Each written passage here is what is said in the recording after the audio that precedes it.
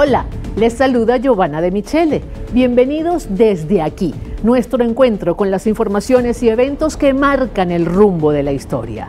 Hoy vamos a conversar acerca de la crisis política que se ha agudizado en México a raíz del rechazo de la propuesta de reforma electoral presentada por el propio presidente Andrés Manuel López Obrador. Veamos. La actual crisis política en México se ha agudizado a raíz del rechazo a la propuesta de reforma electoral, iniciativa del presidente Andrés Manuel López Obrador, que contempla entre varios puntos claves desaparecer el Instituto Nacional Electoral para ser reemplazado por el Instituto Nacional de Elecciones y Consultas, que según denuncia la oposición y sectores de la sociedad civil, el sistema electoral pasaría al control del gobierno con la intención de extender la permanencia en el poder. La iniciativa busca además reducir el presupuesto y personal del Instituto Nacional Electoral, al que el gobierno acusa de costar altas sumas de dinero a las arcas públicas y de haber tolerado fraudes en el pasado. El proyecto de reforma electoral que fue presentado por el mandatario mexicano en abril del 2022 y tras varios meses de intensos debates, fue rechazado por el Congreso en primera instancia al no alcanzar la mayoría de votos calificados. Luego de su rechazo en el Congreso, la reforma electoral de Andrés Manuel López Obrador fue aprobada en el Senado a mediados de febrero del 2023. La iniciativa, ahora denominada Plan B, es una supuesta modificación a la primera propuesta. Las expresiones de rechazo popular no se hicieron esperar. Ciudadanos salieron nuevamente a las calles en varias ciudades del país en protesta contra las modificaciones a las leyes electorales impulsadas por el gobierno nacional. Se estima que solo en la capital mexicana unas 90,000 personas participaron en manifestaciones conjuntamente con líderes políticos de oposición. El Plan B de reforma electoral fue suspendido de manera indefinida por la Suprema Corte de Justicia de la Nación Mexicana. El fallo se produce debido a la demanda de controversia constitucional solicitada por el Instituto Nacional Electoral. Una vez que el recurso sea admitido a trámite, el ministro de la Corte Suprema deberá recibir los argumentos de los poderes ejecutivo y legislativo sobre la reforma, elaborará un proyecto de sentencia y presentarlo al Pleno del máximo Tribunal Constitucional Federal. Sin lugar a dudas, la crisis política que se está viviendo en México a raíz del rechazo a la propuesta del Plan B, como se le conoce al proyecto de reforma de la ley y el sistema electoral que formuló el propio presidente Andrés Manuel López Obrador, genera un escenario de tensión no solamente para México, también para la región e inclusive para Estados Unidos. No olvidemos que México es un país limítrofe de Estados Unidos, es el tercer país más grande de América Latina, es una de las economías más pujantes de la región y sin lugar a dudas, la agresividad del debate político en las últimas semanas va a tener impacto inclusive en la vida económica del país. La reforma propuesta por Andrés Manuel López Obrador afectaba fundamentalmente al Instituto Nacional Electoral de México, provocando, por ejemplo, un recorte de su presupuesto, un recorte de sus facultades, de sus atribuciones y le daba mayores libertades a los partidos políticos. Esto ha sido interpretado por sectores de oposición mexicanos como una manera de favorecer al partido político del actual presidente de turno, Andrés Manuel López Obrador. No olvidemos que en México habrá elecciones presidenciales el próximo año 2024. Pero eso no es todo. Lo aprobado por el Congreso deja una reforma que afecta de manera estructural al sistema electoral y esa aprobación que hizo el Congreso en un primer momento pasó posteriormente al Tribunal Constitucional en México y el Tribunal Constitucional la rechazó, lo cual quiere decir que no va la reforma electoral propuesta por Andrés Manuel López Obrador. Evidentemente, el presidente mexicano y su partido de gobierno asumen esto como una fuerte derrota desde el punto de vista político. Además, está la tensión en las relaciones entre México y Estados Unidos, y esto a propósito no solo de la reforma electoral y lo que ello pudiera implicar para la salud democrática de México, sino también por el tema de la producción, venta y consumo del fentanilo. por el tema también de las migraciones ilegales que llegan al territorio de Estados Unidos a través del territorio mexicano, por el tema del contrabando de armas que está llegando a México aparentemente desde Estados Unidos. De hecho, México denunció a Estados Unidos por precisamente permitir ese tráfico de armas hacia el territorio mexicano. Y como si todo esto fuera poco, ahora recientemente se conoció de un cargamento de diésel que llega a territorio mexicano, ¿saben desde dónde? Desde Rusia. Eso ha oscurecido aún más el nivel de relación, el clima de la relación entre Estados Unidos y México. Sobre esto y más conversaremos hoy desde aquí en la próxima parte. Enseguida regresamos.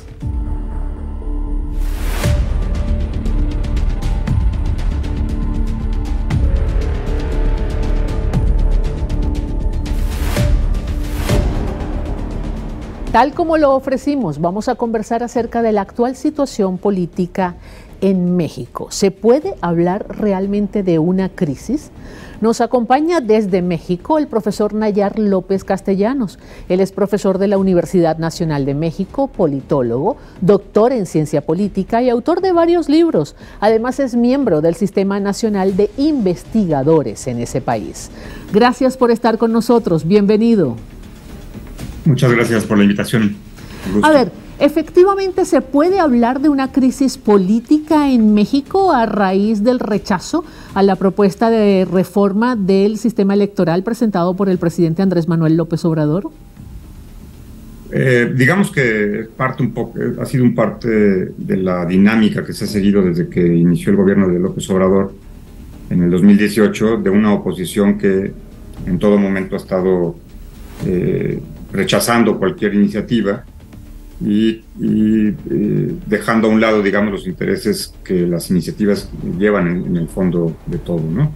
En particular la ofensiva que ha estado desatada durante los últimos meses en contra de la propuesta de reforma electoral que hizo el presidente López Obrador, pues ha demostrado también, pues, en realidad el conjunto de intereses que está dentro de estos sectores opositores, que no tienen mucho que ver con la democracia, precisamente hablando, y que además muestran también sus grandes debilidades en términos de programa político, de propuestas de nación, ¿no? Podemos hablar, digamos, de una etapa, ¿no?, de esta crisis. ¿Cuál era en esencia el cambio que contemplaba la propuesta del presidente? En un principio, porque hay que señalar que fueron dos iniciativas. La primera, que era una reforma mucho más completa, que atravesaba inclusive la conformación y la cantidad de diputados que podía tener el Congreso en nuestro país, ¿no? El Congreso de la Unión, llamado así, que incluye la Cámara de Diputados y la Cámara de Senadores. Incluía una disminución importante de 200 diputados y alrededor de 30 y tantos senadores, así como una forma de compactar los propios procesos electorales. Y el sentido, sobre todo, de esa reforma era, pues, volver más prácticos los mecanismos de la democracia, digamos, ¿no? Y transparentar también muchos aspectos que se han reflejado a través del tiempo con instancias electorales que cometieron fraudes en su momento, como fue en el 2006. Pero esas reformas a nivel del legislativo van mucho más allá del sistema electoral. Sí, esa era la primera propuesta que fue rechazada por la mayoría, por la oposición, porque se requería 2/3 de la Cámara de Diputados para ser aprobada, porque era una reforma constitucional. Entonces se da el siguiente paso, que se conoce como el Plan B de la reforma electoral, que solamente se limitaba a un conjunto de reformas, sobre todo de lo que se conoce como el Instituto Nacional Electoral.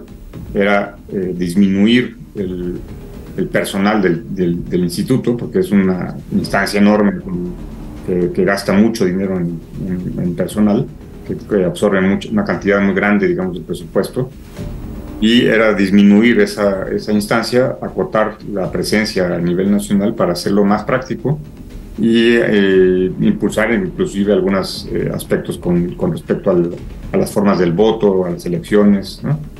Era aligerar, digamos, la carga presupuestaria que significa el Instituto Nacional Electoral, incluyendo, pues, los altos salarios que tienen los funcionarios de ese instituto, que son los que están defendiendo sus intereses particulares, ¿no? Ahora que ya ha sido rechazado el plan B, inclusive por el Poder Judicial, por el tribunal, ¿le queda algún otro recurso al presidente López Obrador para la implementación del plan? Pues solamente se puede limitar, digamos, a las impugnaciones a esa resolución, que además fue tomada por un ministro, que digamos que suspende la aplicación de la reforma. Esa reforma finalmente no requería de esos 2/3 de la Cámara de Diputados y por eso fue aprobada por la mayoría que tiene el partido del respaldo del presidente, Morena y sus aliados, y entonces fue por eso se logró aprobar en el Congreso de la Unión. Sin embargo, tanto algunos partidos políticos como el propio Instituto Nacional Electoral, el INE, presentaron controversias constitucionales, pero la exsecretaria de Gobernación, Olga Sánchez Cordero, que es ministra en retiro de la Suprema Corte de Justicia, ha planteado que no tenía derecho el INE de presentar una controversia constitucional, sino un recurso que se opone a la reforma. Por lo tanto, está todavía en juego, digamos, el estatus jurídico de esa suspensión temporal de la reforma, que le facilita al INE pues seguir disfrutando de todos estos beneficios y desproporcionados, digamos, frente a un país donde hay millones de personas en la pobreza y donde se supone que una de las políticas iniciales del gobierno de López Obrador era el tema de la austeridad, ¿no? Sin embargo, en esta lógica, digamos, de los poderes autónomos, el Poder Judicial y el Poder Legislativo, pues resulta que el Poder Judicial no quiso reducir sus salarios, son salarios altísimos, ¿no? De los más altos del mundo, ¿no? Lo que ganan ellos, con prebendas de toda naturaleza que uno no se puede imaginar. Y también los funcionarios del Instituto Nacional Electoral tienen un conjunto de privilegios impresionantes, tienen una especie de caja de ahorros para cuando se retiran, con millonarios sueldos y prestaciones que han gozado durante todos estos años. Y además, bueno, es un instituto que requiere una renovación, que requiere una reestructuración, por lo que ha implicado y por el papel tan desastroso que jugó en el pasado. Claro. De las elecciones, el fraude del 2006, ¿no? Sí. Además de estos problemas internos que digamos, se circunscriben al ámbito básicamente político en México, ha habido también algunos temas que han tenido una trascendencia particular en materia de política exterior. Por ejemplo, el apoyo irrestricto, incondicional que le ha dado el presidente López Obrador al expresidente peruano Pedro Castillo. Es uno de los temas que está sobre la mesa, ¿no?, a nivel internacional. Sí, sin duda. A mí que me parece que es una decisión importante y que deberían de tomar otros gobiernos de la región, pues es cerrarle el paso a ese golpe de Estado que se dio en Perú, con un gobierno de facto que ha estado, además de todo, bueno, reprimiendo a la población, más de 70 asesinatos, que se llaman así asesinatos por parte de la policía y el ejército, y que pues ha marcado un precedente interesante y muy importante que ojalá continuaran otros gobiernos con respecto al Perú. Obviamente esa decisión le molesta mucho a la derecha mexicana, porque pues además de ello, que están justo ahorita celebramos una reunión en Lima con este Grupo Madrid, que se conoce así, pues un grupo de reaccionarios, ultraconservadores y muchos fascistas también, entre los cuales también participan mexicanos. Ya tuvimos acá una reunión en noviembre pasado, y son los mismos sectores que están ligados a los partidos que se oponen a esta reforma electoral, que critican la política exterior, no toda, porque hay alguna otra parte de la política exterior que está muy proclive, por ejemplo, en el tema migratorio. Así es. A los intereses de Estados Unidos. Ahora, más allá del tema Perú, que pudieran algunos calificar como un asunto estrictamente interno de los peruanos, hay también algunas fricciones en la política entre México y Estados Unidos. Sobre eso me gustaría conversar al regreso. Vamos a una pausa y enseguida volvemos desde aquí.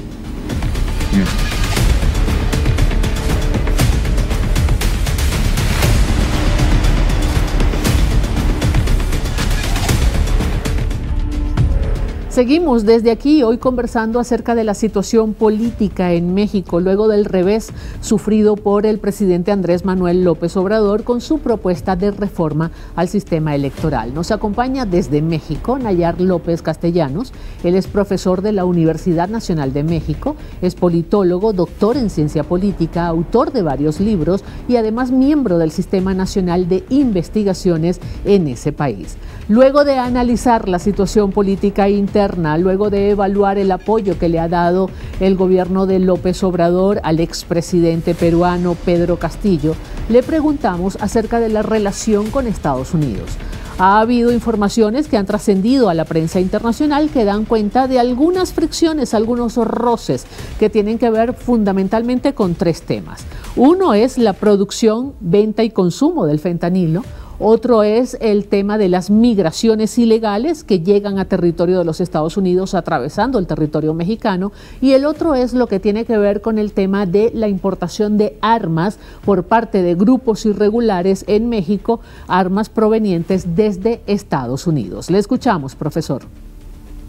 Sí, sin duda son tres aspectos sustanciales de la relación bilateral entre México y Estados Unidos que han provocado tensión en las relaciones y que sobre todo, Estados Unidos, que siempre ha estado acostumbrado a tratar a nuestros gobiernos como gobiernos incondicionales, pues quiere evadir la responsabilidad que tiene en este sentido, ¿no? Es decir, por ejemplo, todo el mundo sabe como tal, literalmente hablando, que Estados Unidos es el principal consumidor de drogas en el planeta y en este sentido, pues, realiza acusaciones sobre el tema del fentanilo en particular, pero nunca habla ni expone cómo tratan el problema de la drogadicción y del consumo en su propio territorio.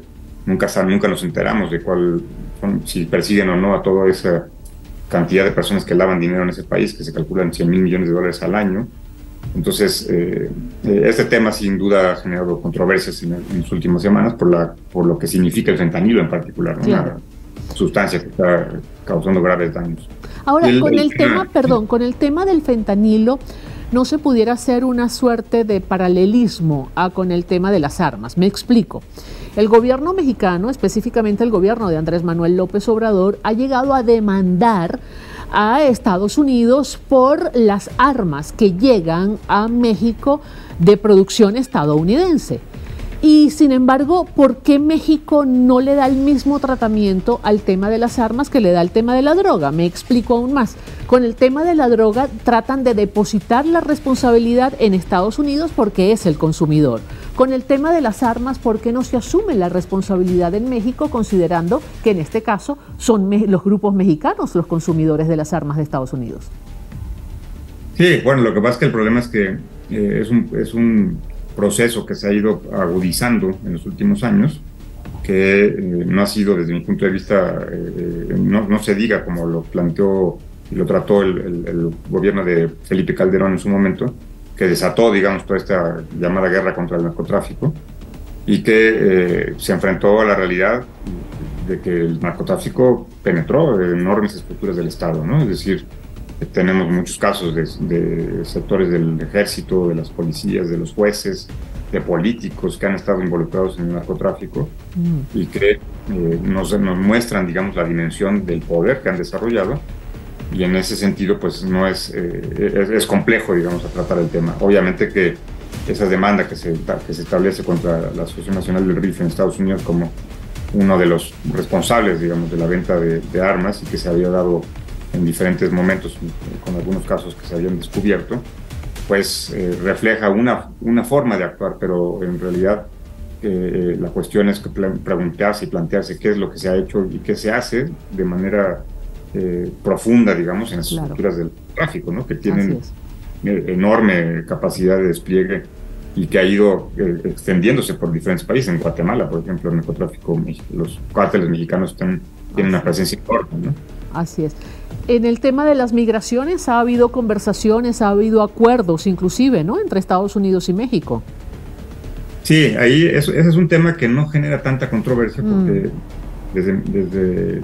a partir de los hechos como tal, se ha visto que la política migratoria mexicana ha dependido mucho de las necesidades, digamos, de Estados Unidos, tanto así que desde los primeros años del gobierno se estableció un cordón de la llamada de la Guardia Nacional, que es un cuerpo nuevo de seguridad en este país, para contener las migraciones. Estas famosas caravanas que hemos visto durante estos últimos años han tratado de ser contenidas por la presencia de la Guardia Nacional en la frontera con Guatemala, e inclusive el aceptar este refugio temporal, que se da el caso y se empata con lo que justo pasó el día de ayer, en estos últimos 2 días, con el tema de la tragedia que se vivió en un centro de detención de Ciudad Juárez, donde murieron más de 40 migrantes que prendieron ellos el fuego entre las celdas para protestar, refleja los costos, ¿no?, de esta política migratoria, que ha sido una política con vaivenes. Es decir, se ha tratado de imponer algún tipo de dinámica propia, pero en realidad, al final de cuentas, se ha actuado de manera, desde mi punto de vista, no la más acertada, porque se han aceptado ciertas exigencias por parte de Estados Unidos para contener la migración de su país, ¿no? También trascendió acerca de una relación con Rusia que contempla la importación de diésel ruso en México, y eso aparentemente ha generado cierto resquemor en los Estados Unidos. ¿Qué se sabe de ello? Pues no ha sido un tema tan sonado, digamos, en los medios mexicanos, pero sin duda son pequeños, son muy pocas y muy contadas, digamos, las acciones de política exterior mexicana que rebasan el límite de lo que se establece, digamos, ¿no?, como la prioridad siendo Estados Unidos. Y entonces los acercamientos en el tema de Rusia, por ejemplo, la postura misma que México ha mantenido con el tema de la guerra de Rusia-Ucrania, pues ha generado molestia en este país, ¿no?, sin duda. También agregaríamos el tema de Cuba, por ejemplo, que desde el primer momento del gobierno de Andrés Manuel López Obrador, que ha exigido que se levante el bloqueo contra Cuba. Así es. Y la propia no asistencia a las cumbres que ha convocado Biden, como la que fue en Los Ángeles, por excluir a países como justo Cuba, Venezuela, entre otros, pues ha levantado cierto resquemor. Entonces, podríamos ahí como hacer un balance, digamos, de unos contrapesos en la relación con Estados Unidos, ¿no? Algunas cosas que sí les agradan y otras que les molestan, ¿no? 1.000.000 de gracias por estar con nosotros, profesor. Con mucho gusto, aquí estamos. Era el profesor Nayar López Castellanos, profesor de la Universidad Nacional de México, politólogo, doctor en ciencia política, autor de varios libros y además miembro del Sistema Nacional de Investigaciones. Mis conclusiones sobre el tema. En primer lugar, es absolutamente difícil en este siglo XXI determinar qué asunto es estrictamente interno de un Estado y qué asunto es de competencia internacional. México es un clarísimo ejemplo de ello. Y la segunda gran conclusión: en el caso de México, el Poder Legislativo actúa como un verdadero contrapeso de la gestión del Poder Ejecutivo, una garantía de democracia para los mexicanos. Será hasta una próxima entrega desde aquí.